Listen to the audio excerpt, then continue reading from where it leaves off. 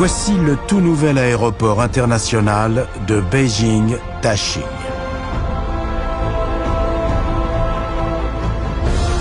Encore en cours de construction, il devrait devenir le plus grand aéroport du monde. Wendy a la chance de pouvoir l'explorer avant son ouverture au public. J'en reviens pas. C'est fou la hauteur du plafond. Toutes ces courbes et ces ondulations sont incroyables.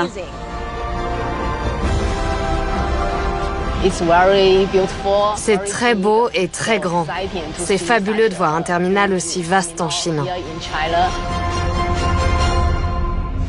Ce chantier est une référence pour la construction aéroportuaire.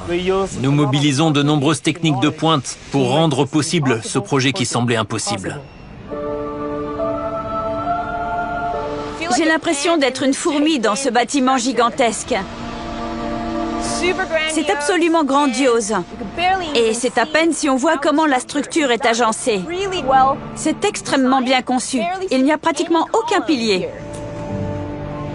Les ingénieurs ont fait un travail remarquable.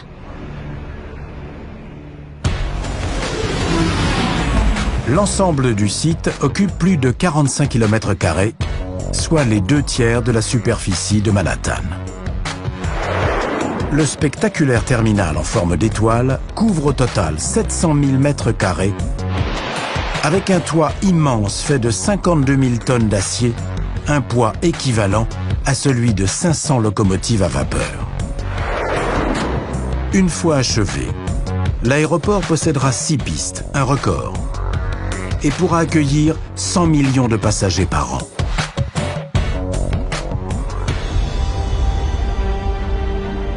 Une fois la forme générale du terminal établie, la toiture a pu être mise en place. On a commencé par élever 8 poteaux massifs. Puis le toit a été construit morceau par morceau.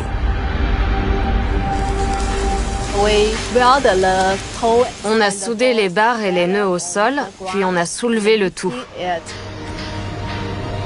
Chaque tronçon a dû être positionné à 2 mm près. La moindre erreur aurait pu mettre en danger la stabilité de l'ensemble. On a réuni les différentes sections pour former un seul grand toit. La partie centrale a été hissée en dernier, complétant ainsi cet incroyable treillis spatial. On dirait une forêt d'acier. C'est magnifique avec toutes ces barres pareilles à des arbres. À l'intérieur du terminal, on pose un revêtement pour atténuer le bruit.